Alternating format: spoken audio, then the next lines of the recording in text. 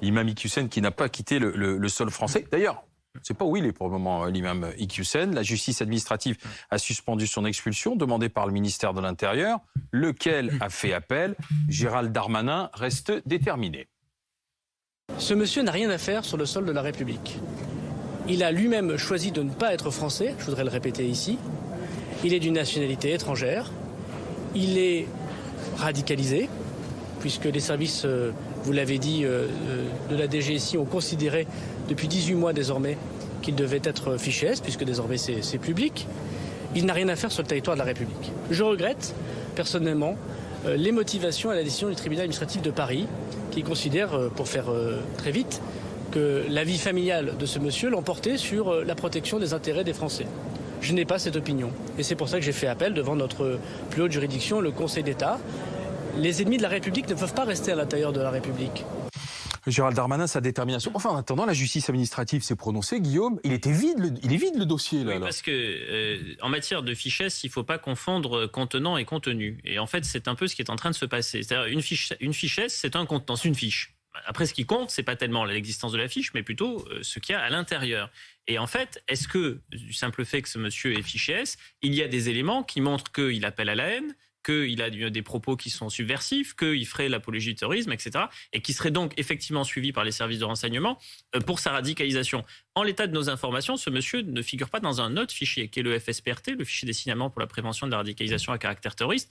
Ce fichier-là évalue la dangerosité de quelqu'un, notamment sur le plan de sa radicalisation. Là, on a entendu radicaliser, c'est ce que dit le ministre. Oui, mais sauf que dans le mémoire en défense que produit le ministère de l'Intérieur devant le tribunal administratif de Paris, il n'y a pas ces éléments-là. En tout cas, le tribunal n'en fait pas état dans sa décision. Je n'ai pas eu accès aux mémoires, mais j'ai eu accès à la décision. Et le tribunal ne le dit pas. Le tribunal dit que, effectivement, le ministère de l'Intérieur accuse ce monsieur d'avoir des propos haineux, mais ne le démontre pas, ne l'étaye pas, ne produit pas d'éléments, alors que lui est capable de On en a produire... entendu, hein, on en a vu dans des vidéos, des propos séparatistes, des propos misogynes ou autres. Mais des propos qui appellent à la haine et qui appellent à la commission d'attentats terroristes, il n'y en a pas qui ont été présentés devant le tribunal administratif de Paris. Et que ce monsieur, pour sa défense, produit des emails dans lesquels des fidèles l'interrogent sur l'attitude qu'ils ont adoptée face aux valeurs de la République, et lui les invite par écrit à se conformer donc aux valeurs de la République. Donc il produit des éléments pour sa défense. Donc on a quelqu'un qui a tenu des propos haineux, qui a fait amende honorable, visiblement, et qui aujourd'hui n'est pas dans les radars de l'antiterrorisme ou quoi que ce soit. Dit haineux, il y a des propos antisémites entre 2003 et 2005, réitérés en 2014, mais en 2015, il fait amende honorable, il dit publiquement que l'antisémitisme en substance c'est mal, et depuis plus rien. Et donc au final, il reste des propos misogynes et discriminatoires. Il avait parlé de Ben Laden comme étant un grand combattant de l'islam aussi. Et il avait un peu remis en cause les attentats du 11 septembre 2001. Mais ça n'en fait pas quelqu'un qui est radicalisé au titre de la radicalisation islamiste et qui figurerait dans le FSPRT et que la DGSI suivrait à ce titre-là et dont la dangerosité aurait été évaluée, etc., comme tout un tas d'autres personnes. Et il y a 22 000 fiches dans le FSPRT.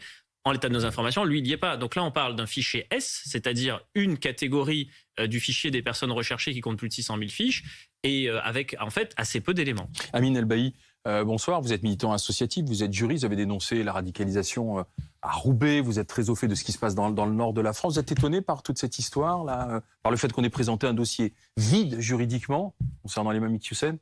C'est d'abord un dossier vide juridiquement, mais c'est aussi un dossier vide politiquement. Moi, je me pose des questions aujourd'hui, je me dis pourquoi autant d'agitation de la part du ministre de l'Intérieur ?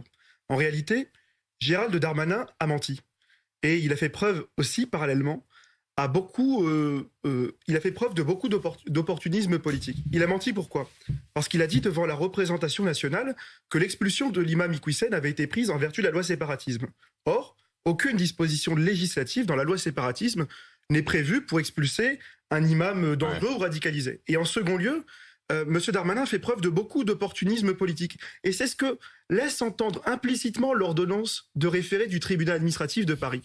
Que dit le tribunal administratif de Paris ? Il dit que cet imam fait l'objet d'une mesure d'expulsion en vertu du droit commun. Cela signifie que le ministre de l'Intérieur, Gérald Darmanin, il pouvait l'expulser bien plus tôt. Il aurait pu expulser cet imam dès 2015, une fois qu'il avait été nommé ministre de l'Intérieur, dès 2017. Pourquoi avoir attendu en 2017. Pourquoi avoir attendu Non, c'était pas en 2017. Hein. Il est devenu ministre de l'Intérieur en 2020. Hein, Gérard. Il est devenu ministre de l'Intérieur en Gérard 2020. Collomb puis Christophe Castaner et ensuite Christophe Castaner. Mais la loi Sarkozy de 2003 permettait et permet encore aujourd'hui d'expulser toute personne qui représente une menace pour l'ordre public. Pourquoi cet imam n'a pas été expulsé bien plus tôt? C'est ça en fait la question que nous posent les juges. Il y a eu un renouvellement il y a eu un non-renouvellement de titre de séjour. Tout part de là. Oui, mais il y a eu un non-renouvellement de titre de séjour en janvier.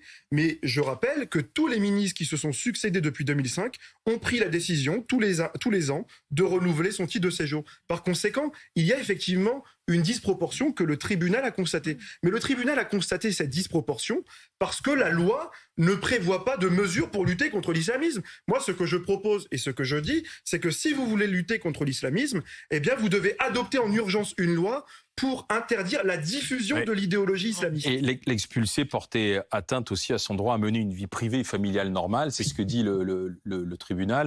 Et il demande aussi au ministre de l'Intérieur de lui délivrer une autorisation provisoire de séjour dans un délai de 3 jours et de réexaminer sa situation dans les 3 mois. Oui, à tout cela. La nuance que personnellement j'y mets, c'est que si cet homme avait été au FSPRT, c'est-à-dire au fichier des signalements pour la prévention de la radicalisation à caractère terroriste, qui, à la différence du fichier S, est un fichier qui évalue et qui suit les personnes radicalisées en France, et que sa dangerosité sur le plan de la radicalisation à caractère terroriste était établie, le jugement du tribunal administratif de Paris aurait pu être tout à fait autre et tout à fait différent. Et des personnes qui sont au FSPRT et qui sont étrangères, il y en a eu pléthore qui ont été expulsées depuis 2017, et celles qui n'ont pas été expulsées sont soit en détention, soit dans des centres de soins plutôt médico-psychiatriques. Donc en réalité, cette problématique, on sait la traiter en France, c'est-à-dire des personnes qui sont étrangères au FSPRT. Lui, c'est pas cela qui est mis en cause dans le cadre du jugement du tribunal administratif de Paris. C'est qu'en fait, il n'y a pas vraiment d'éléments. Donc là, on nous dit, il est fiché S. Très bien, mais concrètement, ça repose sur quoi? Qu'est-ce qu'on lui reproche? Parce que simplement une mise en éveil des services de renseignement avec une fiche S qui n'est pas alimentée, ça ne prouve strictement rien. Naïm Bestanji, que pensez-vous de cette affaire? Bonsoir, auteur du linceul du féminisme. Vous dénonciez l'islamisme. Que pensez-vous de cette histoire alors, comme beaucoup de monde, j'étais surpris par la faiblesse du dossier, en fait.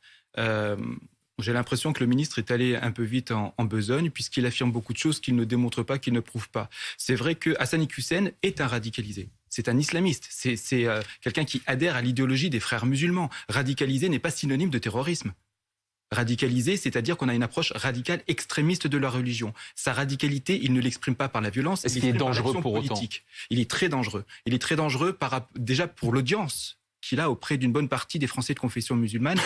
Il est dangereux, pourquoi? Parce qu'il faut bien le comprendre, il faut bien que les Français le sachent. L'islamisme politique est beaucoup plus dangereux que le djihadisme. Le djihadisme, à court terme, fait des dégâts colossaux, des morts, etc. Mais sur le long terme, sur la société en général, c'est vraiment l'islamisme politique. Parce qu'eux ne sont pas dans un objectif de séparatisme. Ils sont dans l'objectif d'infiltrer la société pour la changer de l'intérieur. Et c'est exactement ce que souhaite faire Hassani Hussein. Et c'est pour ça qu'il a des propos qu'il a fournis en disant « mais moi, je prône pour les valeurs de la République, etc. » Ça, c'est la vitrine. Mais il y a aussi tous ces propos qui sont dans l'arrière-cour. Il a un double langage. C'est comme Tariq Ramadan, c'est comme l'ensemble des frères musulmans. La stratégie et les politiques, il a des éléments de langage pour justement faire avancer son idéologie dans la société française. Nous sommes avec Tariq Oubrou, qui est l'imam de Bordeaux et qui est le beau-frère de Hassani Hussein. Bonsoir, monsieur le recteur. Bonsoir, monsieur Oubrou. Vous reconnaissez votre beau-frère dans tout ce qu'on dit là de lui? Écoutez, je n'ai pas une relation particulière avec lui. Son style n'est pas du tout le mien. C'est un radicalisé? Vous savez, vous parlez tout à l'heure de l'islamisme. Je pense qu'il n'y a pas une grande différence entre l'islam médiéval recyclé aujourd'hui et l'islamisme. L'islamisme n'a rien inventé. C'est une reproduction d'une théologie politique médiévale et un droit canonique malikite, hanafite, etc., qui est mis en circulation dans un discours moderne. Au fond, c'est comme l'énergie, rien ne se perd, rien ne se... Et c'est ce qu'il fait, lui? Il recycle de vieilles idées qui aujourd'hui n'ont plus lieu d'être, monsieur Oubrou? Même les imams les plus classiques, les malikites, etc., il y a un discours qui n'est pas directement fanatique, mais qui inspire le séparatisme et le fanatisme. Et donc, à cet égard-là, il y a un certain discours qui produit du séparatisme, pas physique, mais mental, parce qu'il produit des pratiques religieuses qui créent la division entre le croyant et son environnement. Donc pour moi, le problème est plus fondamental. On veut combattre l'islamisme Mais faudrait-il définir l'islamisme. Moi, en tant que théologien, je ne fais pas de différence entre l'islamisme et l'islam. L'islamisme, c'est un islam classique mis en mouvement d'une certaine manière. Donc les islamistes n'ont rien inventé à cet égard-là. C'est le même islam qu'on enseigne à l'université d'Al-Azhar, en Arabie Saoudite et dans une université théologique. Alors attendez, Tarek Oubrou, attendez, parce que vos propos font réagir Amine Ablaï à ce que dit Tarek Oubrou, allez-y. Rapidement, bien évidemment, moi je distingue islam et islamisme.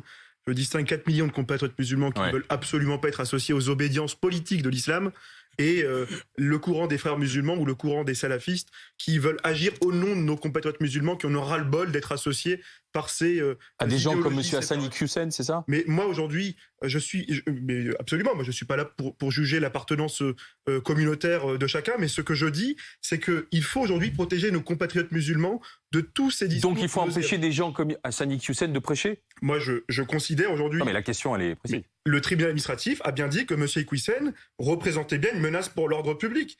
Ils ont juste dit que la mesure d'expulsion était disproportionnée par rapport à sa vie privée. Par conséquent, qu'est-ce que cela signifie? Et pour rebondir aux propos de l'imam, de M. Oubrou, il faut une loi pour définir l'islamisme et aussi pour interdire la diffusion du discours islamiste, pour protéger nos compatriotes musulmans. Alors, ce que prêchait M. Iqwisen, c'était un discours séparatiste, M. Oubrou? Je pense que le droit s'intéresse au comportement, pas aux idées. La République n'est pas une église inquisitrice qui cherche dans les consciences les plus profondes. Le droit, il est rationnel. Nous avons la légitimité républicaine qui tire sa légitimité de la rationalité, pas de la coutume, ni du charisme, pour évoquer des catégories de Max Weber. Donc le trouble de l'ordre public doit être établi objectivement par la loi. Et c'est à ce niveau-là où il y a une problématique. Mais lorsqu'il prônait le fait de ne pas se retrouver seul avec une femme pour travailler, ou lorsqu'il parlait de... C'est l'islam classique répandu dans les réseaux sociaux, dans le monde musulman. Mais vous, qu'est-ce que vous dites? Mais vous, qu'est-ce que vous dites, M. Oubrou? Moi, je pense que c'est un islam médiéval qui a été fait pour des sociétés patriarcales, tribales, qui ne fonctionnent pas pour nos sociétés occidentales. D'accord. Et vous avez des nouvelles de votre beau-frère, en fait, Hassani Hussein, puisque votre beau-frère, il est... Je n'ai pas eu de relation avec lui depuis 20 ans. Ah bon? C'est pas très famille. Il n'est pas très famille. C'est mon beau-frère qu'on dort ensemble. Non, bien sûr. Mais enfin, vous pourriez quand même avoir des nouvelles ou savoir ce qu'il fait, comment il va. Non. J'ai aucune information sur son sujet. D'accord. Merci, Monsieur Oubrou. Merci d'avoir été avec nous. Merci bien. Vous vouliez réagir, vous aussi? Oui, je fais aussi la distinction entre islam et islamisme. C'est vrai que c'est compliqué de définir l'islamisme. Donc, essayer de l'interdire, ça sera encore plus compliqué. J'en apporte une longue définition dans mon livre sur plusieurs pages parce que c'est vraiment une notion complexe. L'islamisme, on pourrait dire que c'est la volonté de sortir la religion de la sphère privée pour l'imposer plus ou moins au reste de la société pour qu'on puisse vivre pleinement sa religion dans toutes les sphères, toutes les strates de la société. C'est-à-dire, c'est la négation de la laïcité à la française, par exemple. C'est du séparatisme. Soit des actions politiques, soit des actions violentes pour arriver à ça. Non, pas forcément. Les frères musulmans sont pas, en tout cas, immédiatement, ne sont pas, Hassani Hussein n'est pas forcément dans le séparatisme. Il le dit d'ailleurs lui-même. Il faut que les musulmans s'investissent dans la société, mais pour l'influer de l'intérieur, pour la changer de l'intérieur. Et là, on ne sait plus où il est. Et là, je m'adresse à vous, au maître Batik, parce que vous êtes avocat au barreau de Paris, spécialiste en droit pénal. Mais c'est pas un fugitif pour autant. Non, pas du tout. Pour l'instant, Hussein. Il y a aucune difficulté. Il n'a pas donné signe de vie. Enfin, là, quand son beau-frère l'a pas vu depuis 20 ans, remarquez, ça c'est un cas à part. Mais il peut se mouvoir. Il peut bouger librement. Judiciaire. Il n'y a aucune difficulté. Je crois que c'est quand même important de rappeler un postulat de base, c'est qu'il n'est pas condamné ni sur le plan pénal ni sur aucun plan judiciaire. Ses propos n'ont pas été condamnés. Et donc, il faut quand même le rappeler. Je pense que c'est important. Et la décision du tribunal administratif, elle dit quand même deux choses. Et les deux choses cumulées nous démontrent que le dossier est parfaitement vide. La première chose, c'est qu'effectivement, il y a une disproportion entre les propos qui sont rapportés et la décision d'expulsion du ministère de l'Intérieur. Qu'est-ce que ça veut dire, la disproportion? Ça veut dire que ce qui est rapporté par le ministre de l'Intérieur ne mérite pas une expulsion. Ça pourrait mériter une autre voie judiciaire, une autre voie juridique, que d'autres moyens mis en œuvre par le ministre de l'Intérieur, mais en tout cas, pas l'expulsion. C'est disproportionné. La deuxième chose qui est dite dans cet arrêt du tribunal administratif, c'est quand même que le dossier est vide. C'est C'est-à-dire que...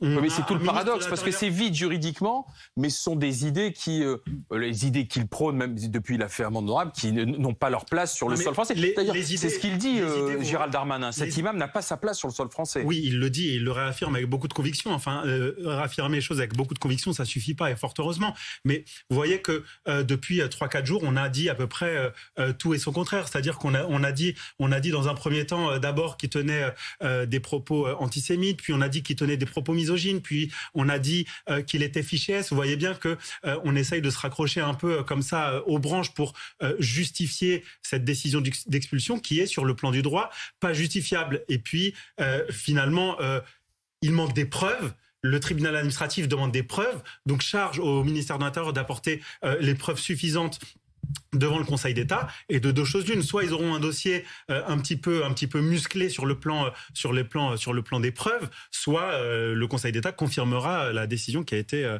annoncée par le tribunal administratif. En fait, de vouloir faire un exemple, c'est en train de se retourner contre le ministre de l'Intérieur, cette histoire. Ben, en tout cas, ce qui est certain, c'est que Gérald Darmanin est quelqu'un qui s'est toujours montré très déterminé dans tous les dossiers et qui ne recule jamais. Il n'a pas reculé véritablement sur l'affaire du Stade de France, pas plus qu'il va reculer sur cette affaire-là, pas plus qu'il a reculé sur l'affaire de la Guillotière. Hein. Quand il y avait le fait qu'il avait tweeté que la personne qui était mise en cause était à la fois en situation irrégulière et liée à cette affaire, et qu'en fait on s'est rendu compte qu'elle était certes en situation régulière mais pas du tout liée à l'affaire de la Guillotière, elle sera quand même expulsée. Donc en fait c'est pas un ministre qui recule, Gérald Darmanin, c'est un ministre qui avance. Maintenant il y a quand même le sujet de fond qui est l'interdiction de l'islamisme, l'interdiction du salafisme. Personnellement, j'ai beaucoup de prévention avec ça parce qu'on ne sonde pas les cœurs et les reins. C'est-à-dire que celui qui a envie d'avoir une pratique rigoriste de sa religion, s'il veut prier 10 fois par jour et transformer ses habitudes alimentaires pour lui-même exclusivement, qu'est-ce qu'on va lui dire ? Ce qui compte, c'est de veiller à ce qu'il n'y ait pas d'infraction pénale ou de comportement répréhensible. Les propos misogynes, ça tombe sous le coup de la loi. C'est discriminatoire. Donc ça, effectivement,